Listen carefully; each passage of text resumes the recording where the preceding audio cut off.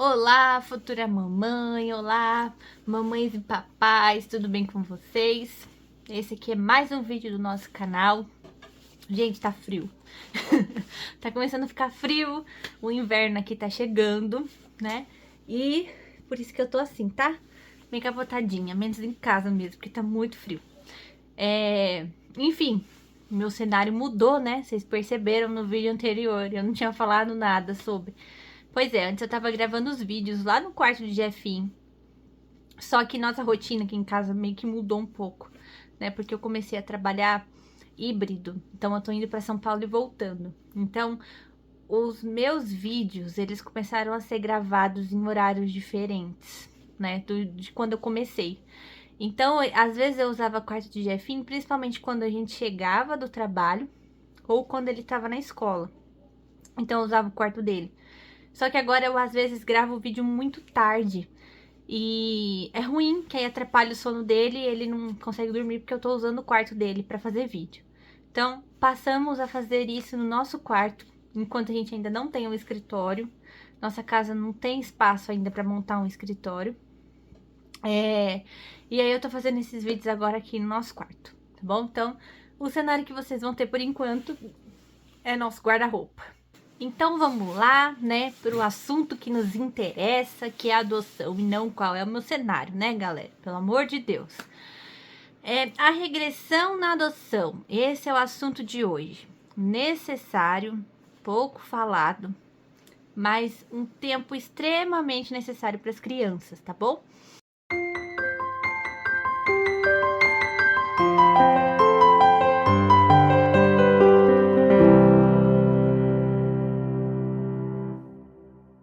A regressão na adoção, uma fase que ela vem de uma forma extremamente natural, que é necessária, mas também é um assunto pouco falado aí no nosso mundo, a adoção. Então sejam bem-vindos a mais um vídeo desse canal. Esse assunto ele é muito importante na fase de um estágio de convivência na adoção. Pouca gente conhece, mas é super comum, especialmente ainda na adoção tardia. Eu vou explicar para vocês o que é isso, como que acontece e como que foi esse processo de regressão aqui em casa com o Jefinho. A regressão, gente, nada mais é, mesmo a criança tendo uma idade mais avançada, começa a ter comportamentos anteriores à infância, à primeira infância, né? Como se a criança estivesse voltando no tempo, sabe? Mas isso, gente, vale lembrar que não acontece nem por birra, nem por manipulação, tá? É um processo inconsciente da criança. Como se o cérebro e o coração estivessem resgatando uma coisa que ficou lá atrás, sabe? Pra vocês entenderem melhor, sabe aquela expressão voltar a ser bebê? Na adoção, ela pode se manifestar de muitas formas.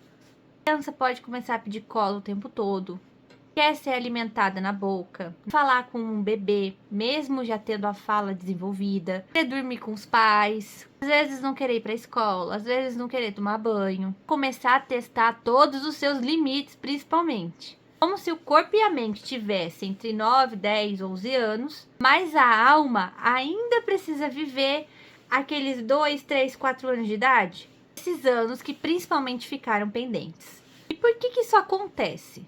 Muitas crianças que são adotadas, elas passam por uma negligência emocional, pelo abandono, por uma institucionalização, se eu falei essa palavra certa, por traumas diversos, enfim, depende de cada caso. E aí o que acontece? Elas não viveram plenamente todas as fases da infância importantes, que é o desenvolvimento afetivo. E aí que começa, quando essas crianças recebem um ambiente seguro, então quando tem todo o contexto, casa, pais, família, aquela família que acolhe com afeto, essas crianças, gente, se permitem regredir, ver o que elas não puderam viver antes. Mas isso é um sinal de confiança, parece desorganizado, mas é meio que um pedido silencioso, meio que assim, me deixa ser pequeno para eu crescer de verdade. E com o Jefinho, gente, com o Jefinho, a regressão foi de uma forma muito clara. Ele tinha 10 anos, e em muitos momentos parecia que ele tinha uns 4 ou 5. Então, logo nas primeiras semanas, ele pedia para ser alimentado na boca. Eu que colocava comida no prato dele. E diga-se de passagem, eu coloco ainda até hoje, porque ele ainda pede pra eu pôr. Eu que cortava o pão, que colocava o leite no copo, que já misturava, que esquentava, que deixava tudo prontinho pra ele. E eu me lembro muito de pensar, poxa, eu tô fazendo tudo isso, mas ele sabe fazer sozinho. Será que eu tô fazendo certo mesmo de fazer tudo isso pra ele, em vez de deixar ele fazer, né? Tem aquela confusão, porque ele tava se adaptando com a casa, se adaptando com as coisas, mas eu entregava tudo na mão. Será que realmente isso tava certo? Só que aí, gente, eu entendi que essa fase, ela era necessária, né? Era uma fase que ele tava pedindo colo, que ele tava aqui pedindo afeto, carinho e passando por coisas que ele não tinha tido na infância. Então era meu momento de resgatar aquilo e trazer para ele. Ele já pediu muitas vezes para dormir no nosso quarto. Teve noites que a gente deixou. Tinha dia que ele meio que chorava na hora de dar uma boa noite, porque ele queria estar dormindo na cama com a gente, ou que ele não queria dormir, queria ficar mais tempo acordado. Jefferson pedia muito para ser carregado. Às vezes, principalmente depois do banho, quando saía do banheiro para ir pro quarto, ele queria que eu enrolasse ele na toalha igual um charutinho, levasse ele no colo até o quarto. Ele queria que eu ajudasse ele a escovar os dentes, então eu pegava a escova mesmo, escovava os dentes dele. Fazia questão que eu ajudasse no banho, que eu trocasse a roupa dele, que eu ajudasse a vestir os calçados. Mesmo, gente, ele já sabendo fazer tudo isso. Em alguns momentos, inclusive, ele também fazia voz de bebê, apontava para as coisas e fazia com que eu adivinhasse o que ele queria, sabe?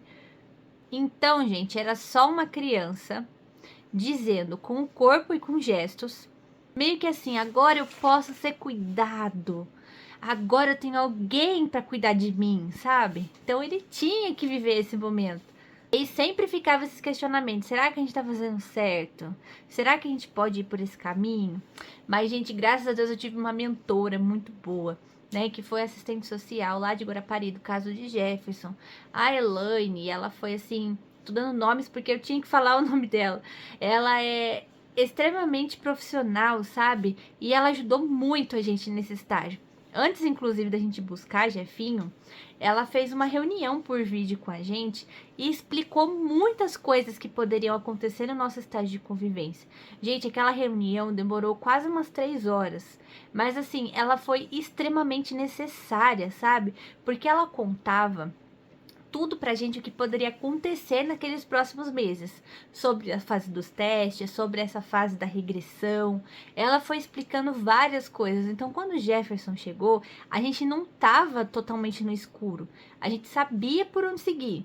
A gente às vezes só se confundia se a gente estava fazendo certo, mas a gente sabia por onde seguir. Então, por isso que quando começou essa parte da história da regressão, a gente soube acolher, né? Tem crianças, principalmente as mais novas, né? Ali esperando seus 3, 4 anos, 5, vai.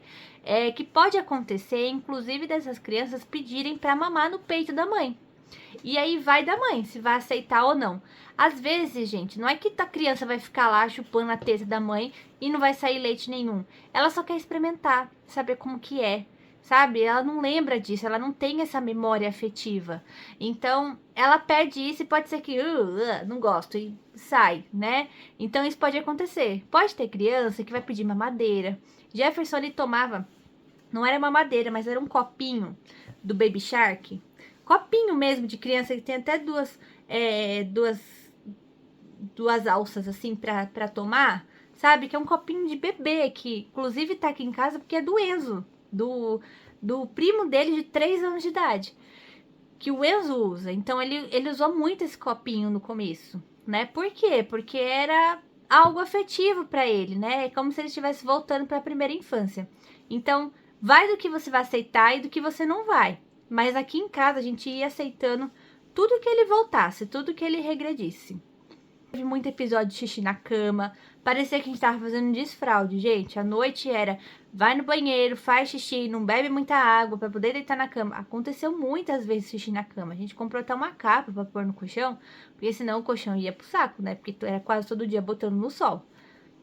Mas, gente, que dá medo de reforçar esses tipos de comportamentos mais infantis, dá medo. Porque são comportamentos infantis demais para a idade dele, né?